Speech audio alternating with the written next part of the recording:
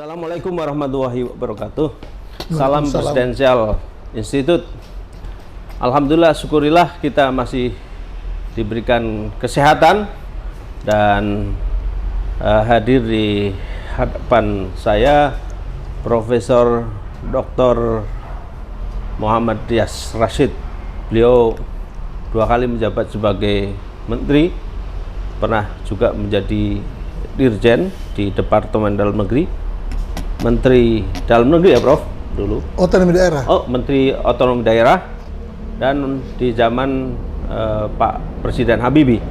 Dan kemudian waktu zaman Presiden Gus Dur, Prof Riaz ini sebagai Menteri Kesra, Menteri PAN RB, yang sekarang Menteri PAN RB. Sahabat Presiden Institute, kita ingin membahas satu tema pemimpin yang efektif. Seperti apa pemimpin yang efektif itu? Tentu kriterianya banyak.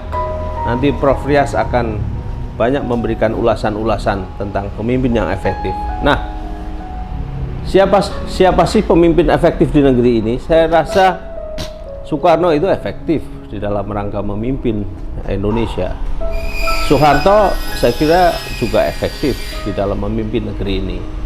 Nah, selanjutnya saya kira Prof Riaz bisa memberikan gambaran siapa saja pemimpin dunia yang efektif memimpin bangsanya, membawa bangsanya menjadi bangsa yang maju dan sejahtera. Saya kira itu pembukaan kita, Prof. Prof bisa memberikan satu ulasan kriteria pemimpin efektif seperti apa? Terima kasih Ustadz. Kalau bicara teori, kriteria itu banyak sekali. Banyak buku-buku yang bisa kita rujuk untuk mendalami masalah-masalah kepemimpinan. Ada beberapa yang memberikan kriteria, ada beberapa yang memberikan kategorisasi dan sebagainya. Tapi kalau saya dari semua bacaan itu, kesimpulannya sederhana. Pemimpin efektif itu adalah pemimpin yang dapat menjadi motor penggerak bagi terjadinya perubahan ke arah yang lebih baik. Motor penggerak dalam arti dia punya visi. Dia bisa memberi satu perspektif tentang kemana sebuah organisasi atau sebuah negara mau dibawa. Dan faktor-faktor apa yang bisa dia kemukakan sebagai pendukung untuk meyakinkan publik bahwa arah itu bisa dicapai dan arah itu baik, ya. Dia juga harus memberikan gambaran tentang kendala-kendala apa yang dihadapi, ya. Baru dia bisa efektif. Sehingga satu omongan atau satu kebijakan itu setelah diucapkan atau setelah diluncurkan itu terasa prosesnya di lapangan. Jangan berhenti di ruang kerja gitu, atau di ruang tempat dia menyampaikan pidato. Setelah itu pulang dia sendiri sudah lupa. Jadi pemimpin yang efektif itu adalah pemimpin yang kata-kata dan kebijakannya itu menjadi kenyataan. Ya. Apa yang dikatakan harus sesuai dengan yang dilakukan. Dan bisa dilakukan. Bisa ya, orang kalau pepatah lama itu kan satu kata dan perbuatan kan gitu. Tapi intinya itu, dia harus bisa memberi perspektif tentang kemana kita ini mau pergi. Kemana kita mau pergi. Ya, jadi orang semua ikut merasakan, ikut meyakini bahwa oh ya kita akan ke sana. Nah, dia memberi gambaran tentang semua faktor-faktor yang mendukung dan kendala-kendala yang harus diatasi. Nah, karena itu kalau kita bicara mengenai kriteria kepemimpinan, ini kan tidak datang tiba-tiba. Betul. Pemimpin efektif itu kan ada syaratnya. Betul.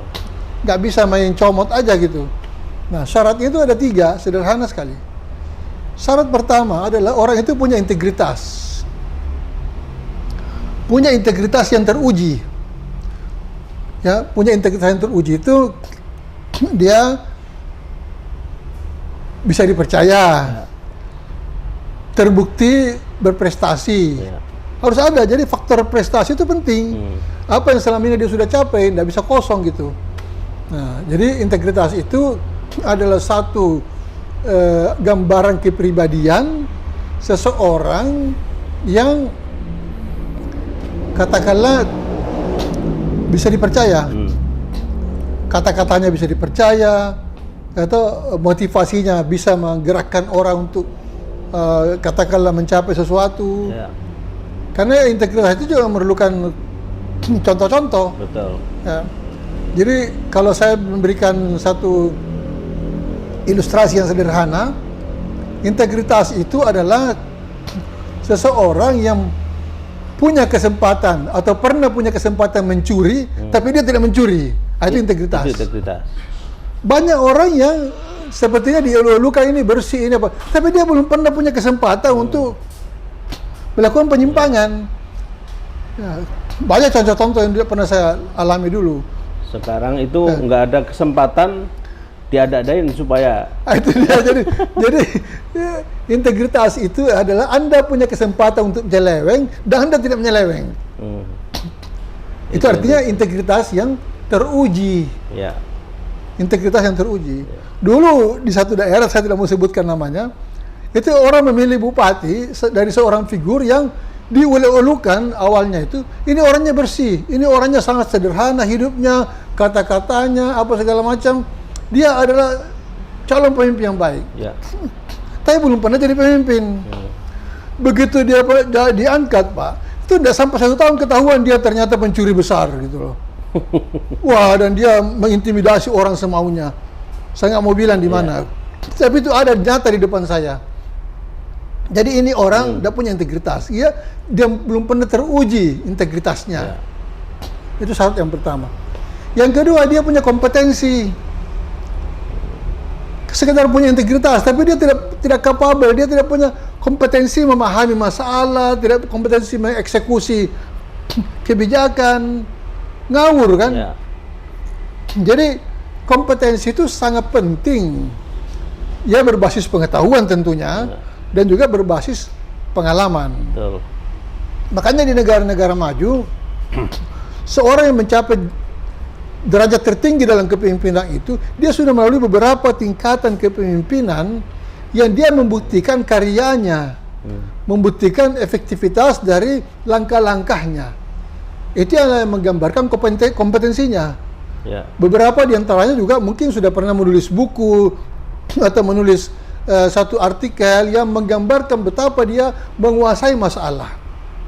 Salah satu di antara pemimpin yang mengekspresikan kompetensinya melalui tulisan-tulisan itu antara lain misalnya Nehru di India, dan Bung Karno di Indonesia, Bung Hatta, ya, Pak Natsir. Itu setidaknya contoh dari pemimpin yang Contoh-contoh dari pemimpin yang kompeten, terlihat dari hasil kerjanya tahap demi tahap, bidang demi bidang, dan dari karya-karya tulis dan ide-idenya yang terekam oleh media. Itu kan menggambarkan kompetensi. Dan oleh sejarah sampai sekarang kita masih. Jadi orang-orang seperti itulah yang disebut sebagai pemimpin yang kompeten. Ya.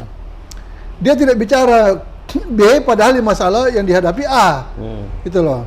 Sehingga dalam bahasa Inggris itu ada satu ungkapan menggambarkan pemimpin yang tidak kompeten itu adalah dia berbicara, he doesn't know what he's talking about gitu loh. Jadi dia membicarakan sesuatu yang dia sendiri tidak paham. Ya, jadi itu kompetensi lemah. Kompetensi ini kalau sama dengan saya tanda tangan tapi tidak saya baca. Nah, itu lebih celaka lagi. itu lebih celaka lagi. Itu sudah amoral itu. Jadi kalau kita bicara mengenai kompetensi, ingat baik-baik ini anak-anak muda ya. Kompetensi itu rujukannya 2. Satu, prestasi yang telah dicapai di masa lalu yang membuktikan bahwa dia memang menguasai masalah. Ya. Yang kedua adalah ide-ide yang dia ekspresikan kepada publik, baik berupa buku atau artikel atau dalam berita-berita dan pernyataan-pernyataan di media massa. Itu menggambarkan kompetensi seseorang. Makanya pemimpin itu harus berbicara secara benar sehingga orang bisa menilai dia gitu. Itu kompetensi. Nah, ini yang membuat nanti dia efektif.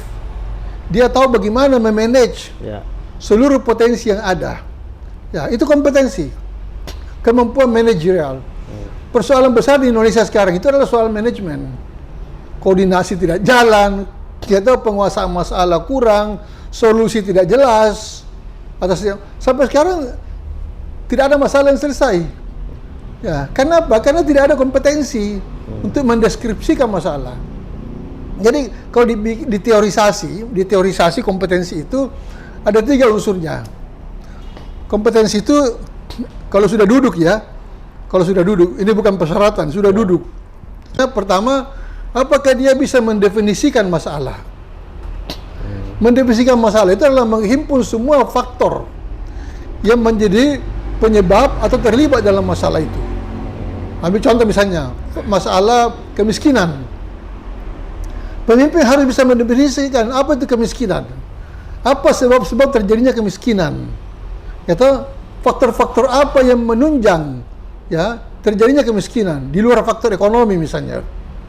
Kemudian bagaimana solusi mengatasi kemiskinan itu? Itu didefinisikan. To define the problem. Itu. Yang kedua, dia harus mampu setelah definisi itu menemukan solusinya. Jadi jangan berhenti di definisi. Ya, harus ada solusi. Ini masalahnya, ini faktor penyebabnya, ini yang kira-kira bisa mendukung penyelesaian masalah, sehingga resep untuk mengatasinya itu seperti ini. Termasuk berapa waktu yang diperlukan untuk itu, berapa resources yang harus dimobilisasi untuk memungkinkan solusi itu berjalan, dan seterusnya. Itu kompetensi. Jadi mendefinisikan masalah, yang kedua membuat solusi atau membuat resep untuk mengatasi masalah. Tidak berhenti di situ. Yang ketiga adalah memobilisasi seluruh sumber daya yang ada untuk memungkinkan konsep solusi itu berjalan. Bisa aja you jago mendefinisikan, you jago membuat konsep, tapi you tidak mampu memobilisasi dan mengkonsolidasikan ya, resources, sumber daya yang tersedia. Nah, ini kompetensi ini 3 faktor ini. Di mana-mana Anda harus melihat ini. Kemampuan mendefinisikan masalah, kemampuan menemukan solusi yang jitu di antara berbagai pilihan itu untuk mengatasi masalah itu, tentu yang paling efisien, yang paling efektif, yang paling mudah, yang paling dekat waktunya untuk selesai, dan seterusnya. Itu semua memerlukan keahlian. Tentu dia tidak sendirian. Kalau saya bicara kepemimpinan itu kita bicara mengenai tim, ya. Yang ketiga, kemampuan mobilisasi, mengikut sertakan sebanyak mungkin orang, sebanyak mungkin resources terlibat dalam mendukung terlaksananya solusi itu. 3. Ini syaratnya. Ya. Kemudian apa itu syarat yang ketiga? Ya. Syarat yang pertama kan tadi integritas, yang kedua adalah kompetensi, ya. Yang ketiga adalah komitmen. Seorang pemimpin harus punya komitmen. Dia komit, saya akan fight untuk menyelesaikan masalah ini. Saya akan fight untuk membuktikan bahwa Indonesia bisa baik, bahwa ini bisa, korupsi bisa diatasi. Dia memiliki komitmen. Jangan lain omongan, lain tindakan. Nah, komitmen ini harus bisa dipercaya. Ya, jadi kalau orang berjanji, misalnya, saya akan memakmurkan Indonesia ya dengan merekrut sekian juta tenaga kerja baru dalam 5 tahun. Ya. Tapi tidak ada langkah-langkah menuju situ. Kemudian tidak terbukti, berarti orang ini komitmennya tidak bisa dipercaya. Ya kira-kira pemimpin pembohong lah, yang jual kecap kemana-mana, menjual harapan kosong, ya. Tapi itu kadang-kadang menarik untuk pencitraan. Kamu lebih bagus punya pemimpin yang komit. Saya berjanji dengan kemampuan saya, dan seorang yang memiliki komitmen itu, setelah dia berusaha untuk membuat kebijakan untuk mengatasi masalah itu berjalan, kalau dia gagal, dia harus bisa menjelaskan kepada publik mengapa itu gagal. Jangan cuci tangan, jangan berkilah. Ya. Itu loh. Terus ini Prof, kita ini kan sudah 76 tahun kita Merdeka. Kalau kita lihat negara-negara tetangga kita yang sebenarnya jauh perjuangannya dari kita lihat Singapura, Malaysia itu kan jauh lebih maju dari kita. Ya, apalagi Korea Selatan. Apalagi Korea Selatan. Padahal tahun 50-an kita masih lebih bagus dari Korea Selatan. Tentu ada apa ini? Apakah ini ada apa dengan kita gitu? Apakah ini karena masalah kepemimpinan kita yang tidak efektif, atau karena kita terlalu banyak korupsi mungkin, atau banyak moral hazard dan sebagainya? Barangkali Prof bisa memberikan ilustrasi tentang pemerintahan kita. Tentu banyak faktor. Tapi yang paling bertanggung jawab adalah yang kita bisa beri beban tanggung jawab menjadi tertuduh ya atas hal ini adalah pemimpin. Sebab negara ini hanya bergerak jika ada pemimpin. Ya, dia nahkoda. Kalau dia tidak punya pemimpin, dia jadi anarkis kan. Jadi kalau kepemimpinan tidak bisa membawa perubahan, itulah malapetaka bagi sebuah masyarakat. Ya. Orang semua bergantung pada pemimpin. Ya, tidak ada, itu yang saya sering kemukakan dulu kalau kuliah-kuliah di UBK itu, kata bahwa tidak ada satu komunitas yang bisa bergerak maju tanpa kepemimpinan. Jadi tidak ada ceritanya itu masyarakat maju sendiri. Dia memerlukan satu suasana kepemimpinan yang kondusif bagi bangkitnya kreativitas masyarakat dan prakarsa masyarakat untuk memajukan dirinya sendiri.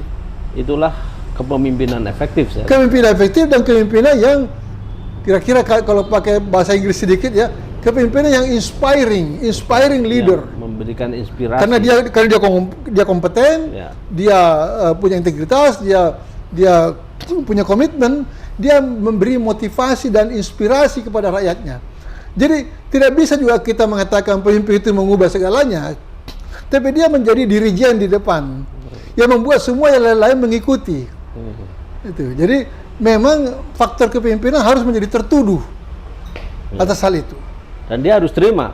Harus terima. Ya. Kalau tidak dia munafik. Ya, kalau nggak mau jadi tertuduh ya mundur saja. Iya betul.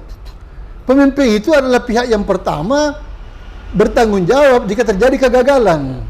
Ini pelajaran elementer di sekolah kepemimpinan, di sekolah saya dulu. Persoalannya Prof, sekarang kalau ada sedikit dari bahasa-bahasa yang dari oposisi katakanlah, yang sedikit mengkritik atau mengkritisi, ya kadang-kadang malah tahu-tahu dikriminalisasi, kemudian kalau itu sih gampang penjelasannya. Itu pemimpin yang tidak punya visi. Jadi ini sebentar saya bicara soal itu. Saya akan bicara khusus mengenai itu. Jadi kita bicara dulu mengenai ini. Jadi pemimpin itu adalah faktor yang kunci dalam kemajuan satu organisasi atau satu negeri. Ya. Yang kedua adalah manajemen yang juga melekat pada pemimpinan. Jadi manajemen itu kan berjalan jika ada kepemimpinan yang baik. Itu. Jangan ada pemimpin yang populer tapi tidak tahu manajemen. Saya kasih Anda satu contoh. Lech Walesa. Lech Walesa itu adalah pemimpin demonstran yang paling hebat sepanjang abad 20. Tidak ada satupun pemimpin atau figur yang mampu menggerakkan orang jutaan ya dalam satu tindakan protes yang berlangsung berbulan-bulan. Itulah Lech Walesa. Menjadi berita utama di majalah Time, majalah Newsweek, majalah-majalah besar di dunia. Diwawancarai, pintar menjelaskan semua. Pemimpin buruh. Itu paling hebat abad 20 itu. Tapi ketika Polandia dibebaskan dari komunis dan dia dipilih jadi presiden, tidak sampai 2 tahun negara itu bangkrut. Bangkrut. Dia tidak punya leadership dalam hal kepemimpinan pemerintahan. Karena ini pemimpin ini ada kategori-kategorinya kan. Nah, kepemimpinan pemerintah itu beda dengan kepemimpinan swasta. Beda dengan kepemimpinan mahasiswa. Ya. Anda mengurus nasib orang banyak dengan kewenangan-kewenangan yang cukup dan sumber daya yang tersedia gitu.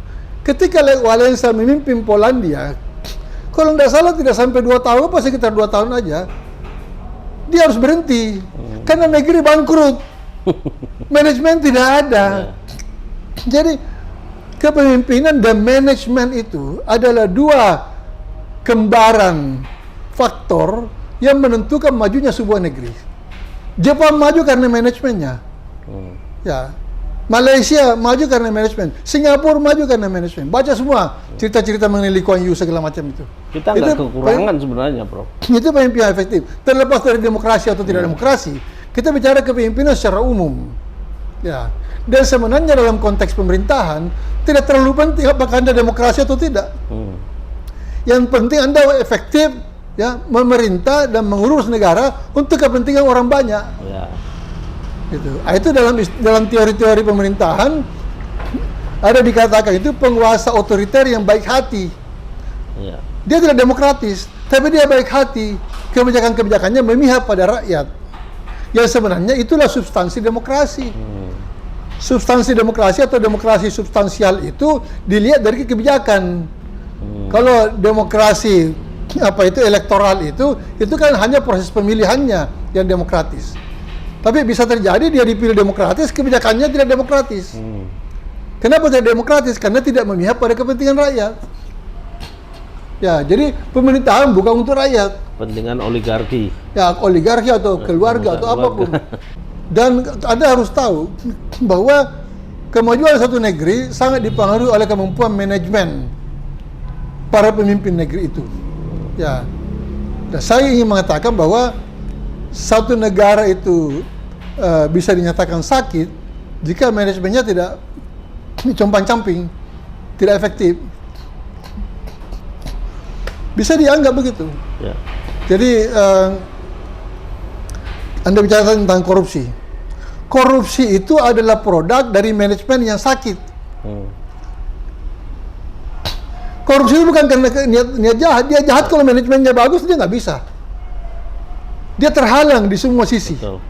Walaupun Anda masuk ya, Anda ini niat jahat ya, dipilih jadi bupati. Oh ini saya mau mencuri sebentar. Tapi dia lihat tidak ada ruang untuk itu, untuk manuver. Sistemnya. Karena sistemnya ketat, manajemennya bagus. Jadi korupsi itu adalah produk dari sistem manajemen yang sakit. Ya. Kalau nggak salah, Profesor Mahfud. Dan bicara dulu tentang moral. Moral terlalu susah diperbaiki. Ya. Yang mengurus moral itu Nabi. Ya, Anda tidak bisa, Anda tidak punya otoritas untuk mengurus moral. Ya. Ya, Anda perbaiki manajemen aja, yang rasional aja.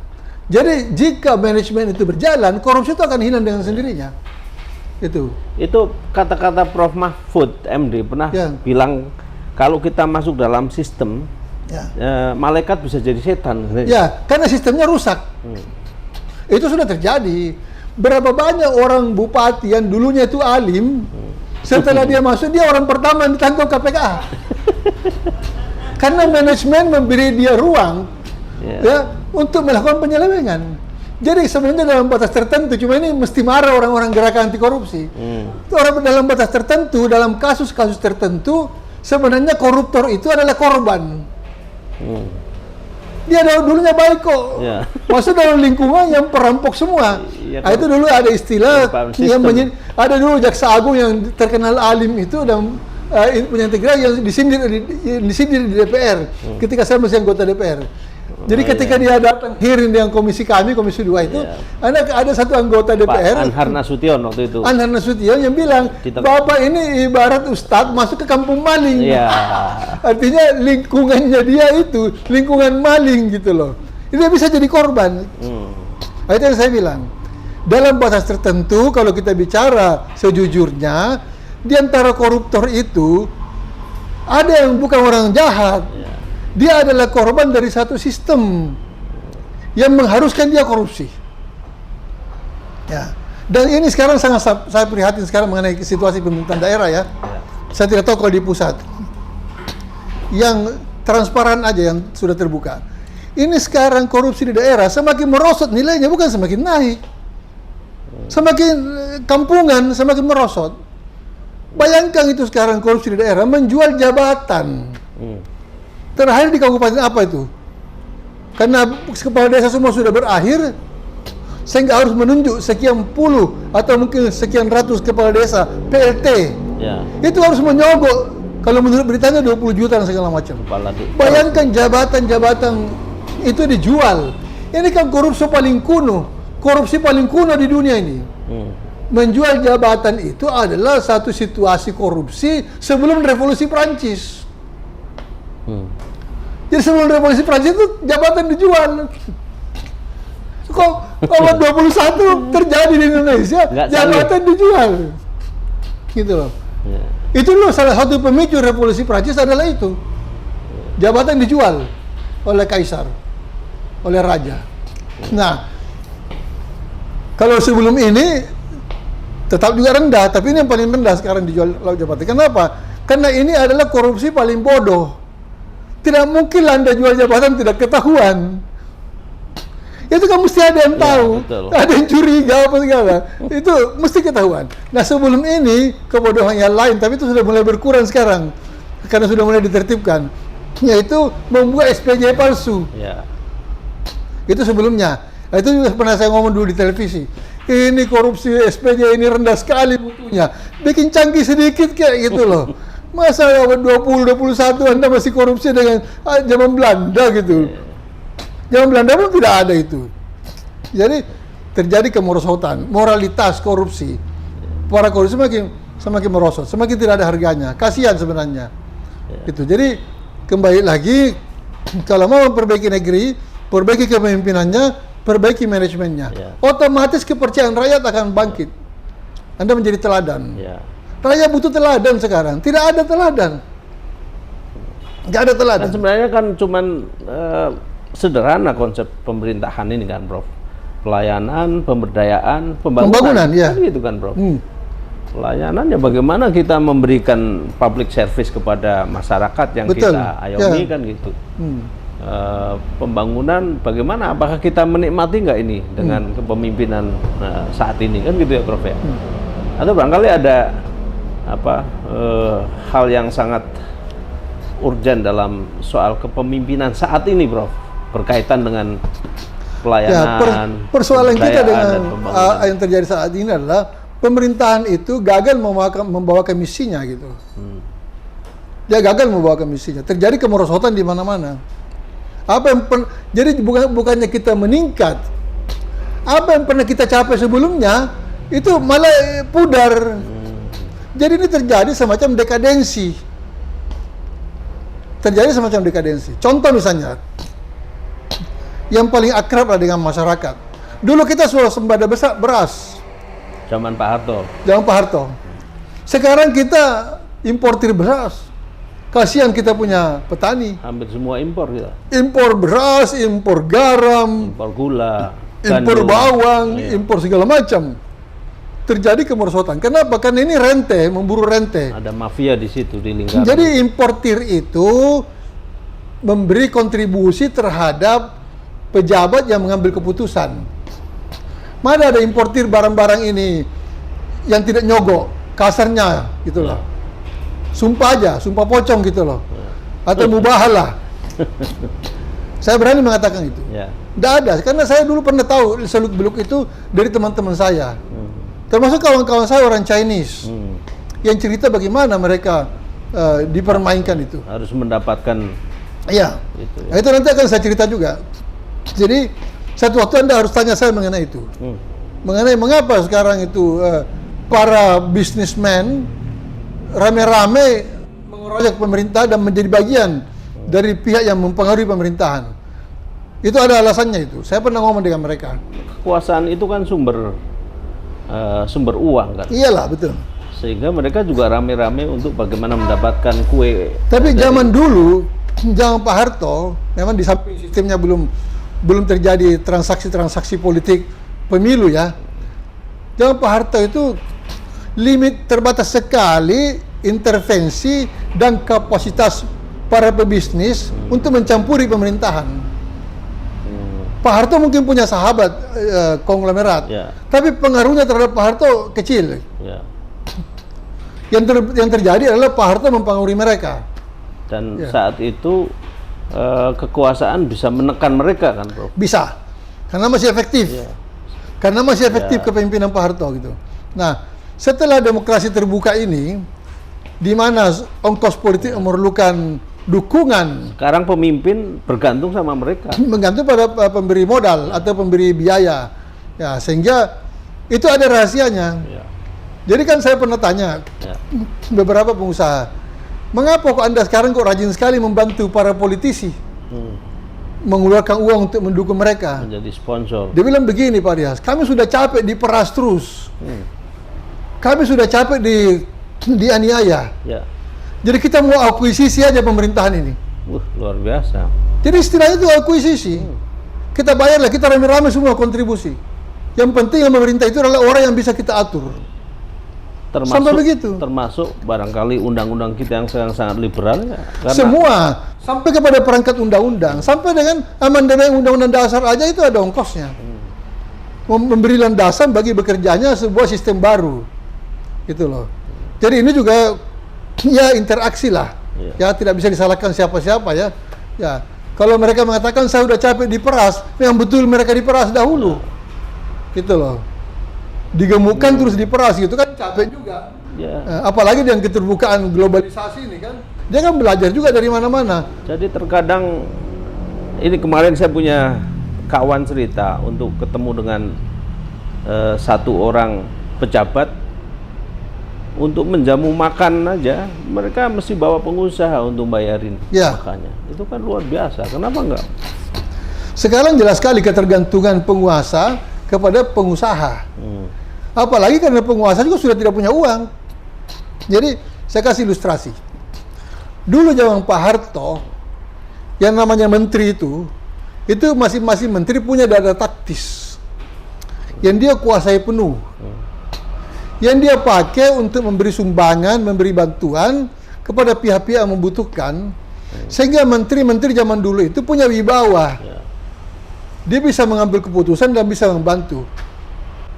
Karena dia mengelola uang taktis yang cukup besar, sehingga hampir semua partai politik dan organisasi-organisasi besar yang mau melakukan kongres itu minta bantuan dana kepada Mendagri. Dan dikasih. Makanya Mendagri berwibawa. Nah sekarang kalau Anda datang ke menteri dan tidak punya uang, kan tidak punya wibawa di itu. Ya, betul. Nah itulah caranya kekuasaan dibangun oleh Pak Harto dulu. Sehingga menteri-menterinya itu punya wibawa. Tidak dianggap enteng orang. Belum lagi seleksinya kan sangat ketat. Ketika turun ke masyarakat juga wibawa sekali. Oh Pak Menteri. Karena dia bisa, apa dia punya kata-kata, dia bisa realisasikan. Dia pegang dana gitu loh. Ya khusus untuk presiden itu kan luar biasa. Presiden kan direkayasa sedemikian rupa dalam APBN sehingga ada namanya proyek-proyek impres. Proyek-proyek impres itu kan adalah proyek yang berdasarkan instruksi presiden. Bagaimana tidak berwibawa presidennya? Dia menentukan semua bantuan-bantuan itu. Efektif. Jadi katakanlah zaman Pak Harto pun sudah ada korupsi, bahkan mungkin dimulai dari situ. Ya. Tapi pada waktu itu tidak terlalu fatal. Tapi apakah ini karena visi misi menteri zaman Pak Harto kan ada tuh. Nah sekarang kan konon dipangkas visi misi presiden yang ada. Apakah itu pengaruh itu, Prof? Yang itu juga itu semua permainan pencitraan. Jadi ingin memusatkan perhatian bahwa ini presidenlah yang paling kuasa, yang paling menentukan. Jadi membangunlah image sebagai Tuhan di dunia gitu, sebagai Tuhan di bumi gitu. Di bumi Indonesia ini ada Tuhannya gitu loh. Ya. Padahal dalam sistem pemerintahan itu selalu ada delegasi kewenangan. Itu teori manajemen yang paling kuno. Teori manajemen paling kuno itu salah satunya adalah delegasi kewenangan. Otonomi. Itu. Jadi sebenarnya secara otomatis setiap menteri itu punya misi sendiri sesuai dengan bidang kementeriannya.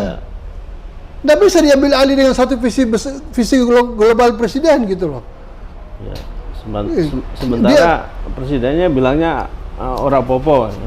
Ya, jadi memang ini secara keseluruhan pengaturan sistem pemerintahan kita sekarang itu tidak jelas bentuk dan arahnya. Tidak jelas bentuk dan arahnya. Belum lagi perilakunya. Ini baru bentuk dan arahnya sudah tidak jelas. Perilakunya Anda tahu sendiri. Saya kira pemerintahan di dunia yang paling aneh adalah pemerintahan Indonesia. Saat ini? Saat ini. Luar biasa. Paling aneh. Di Afrika pun tidak ada begini nih. Yang simpang siur antar pejabat. Yang omongan hari ini besok hilang. Yang janji tidak dipenuhi dan tidak ada perasaan salah. Yang tiap hari membohongi rakyat dan rakyatnya menikmati gitu. Jadi rakyat Indonesia juga menikmati kebohongan-kebohongan itu. Paling-paling yang gelisah kan segelintir orang. Ya. Yang segelintir pun pelan-pelan menerima, ya sudah nasibnya lah. Ada waktunya nanti akan berubah. Ya Begitu paling aja. hanya bisa begitu. Jadi kebohongan pun kita sudah telan semua. Ya, itu aja yang menurut saya untuk recovery-nya, untuk memperbaikinya itu tidak bisa selesai dalam satu atau dua periode Ya. kepemimpinan baru. Ya. Menata ulang moralitas ini, rusak budaya politik kita.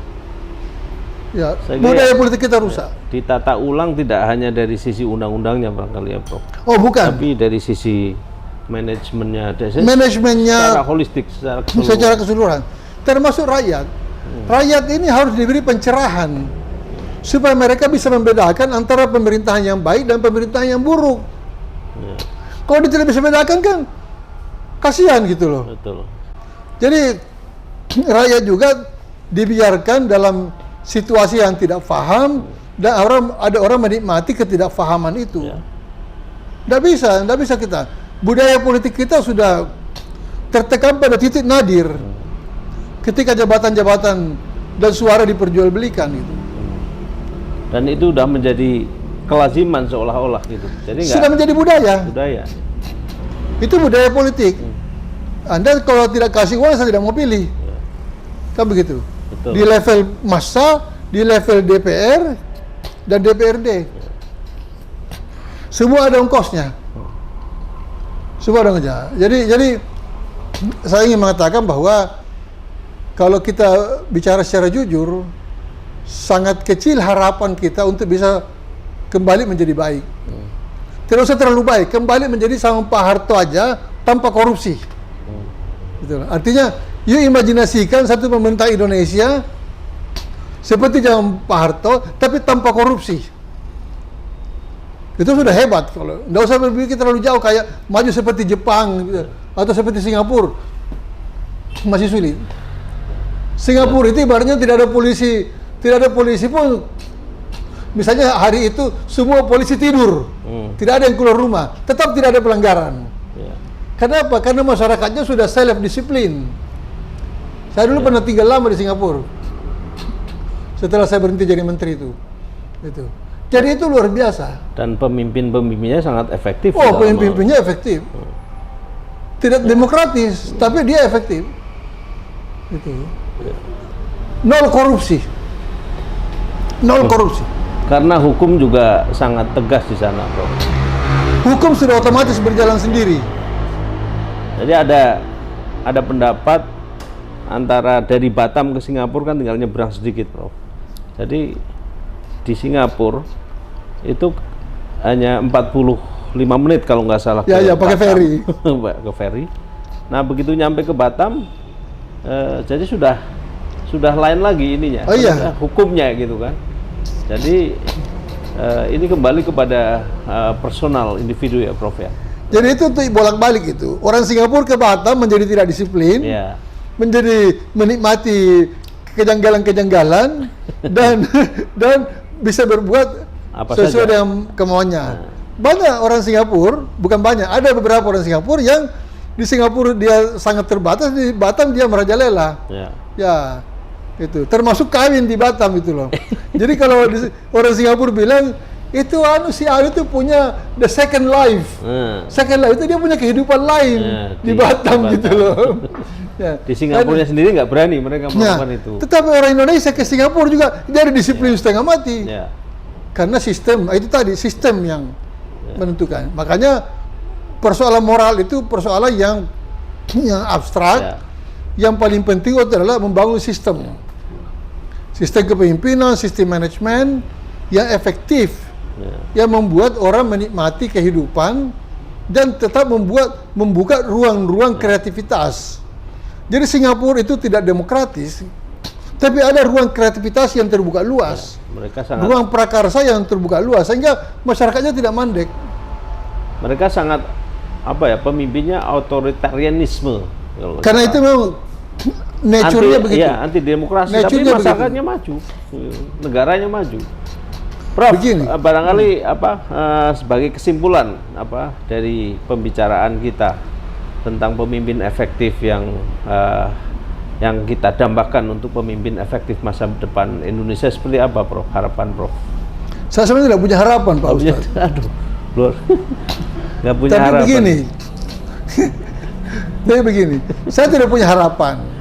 Tapi kalau bisa terjadi perubahan dan Allah menghendaki menolong kita, karena tanpa pertolongan Allah tidak mungkin. Karena iblis sekarang sudah terlalu kuat di sini, terlalu kuat. Jadi tanpa pertolongan Allah tidak mungkin baik. Jadi kalau ada pertolongan Allah, lalu terjadilah tampilnya manusia-manusia yang diberkahi, ya, dan memiliki pemahaman yang cukup untuk itu. Saya kira memang yang bisa Anda harapkan adalah kita kejatuhan pemimpin yang baik. Persoalan besar sekarang adalah pemimpin. Karena mau bicara manajemen itu tahap kedua. Manajemen tidak akan menjadi baik tanpa pemimpin. Gitu. Tapi sebelum kita jangan sampai putus harapan kepada Allah gitu. Itu aja. Kepada manusia saya tidak mengharap lagi. Berdoa ya, Prof ya. Intinya. Gitu. Baik, saya kira waktu juga lah yang memisahkan kita. Jadi intinya kegelapan tidak bisa ditolong oleh kegelapan, tapi kegelapan harus ditolong dengan pencerahan. Jadi kalau bahasa agamanya itu minadzulumati ilan nur. Jadi an-nur ini, cahaya ini yang menerangi kegelapan. Jadi pemimpin efektif adalah pemimpin yang bisa memberdayakan, yang bisa melayani, yang bisa membangun, mentransformasi energi-energi terbarukan, atau dalam bahasa ininya pembaharuan, kan gitu, Prof. Mudah-mudahan pertemuan dan ilmu yang luar biasa dari Prof Rias ini bisa kita pelajari, kita renungkan bersama untuk sama-sama memberikan satu kontribusi bagi calon-calon pemimpin Indonesia masa depan. Tentu pemimpin yang efektif, pemimpin yang berintegritas, yang punya komitmen, dan tentu punya punya janji-janji yang harus ditepati. Salam Presidential Institute, solusi untuk mencari pemimpin masa depan. Wassalamualaikum warahmatullahi wabarakatuh. Waalaikumsalam warahmatullahi wabarakatuh.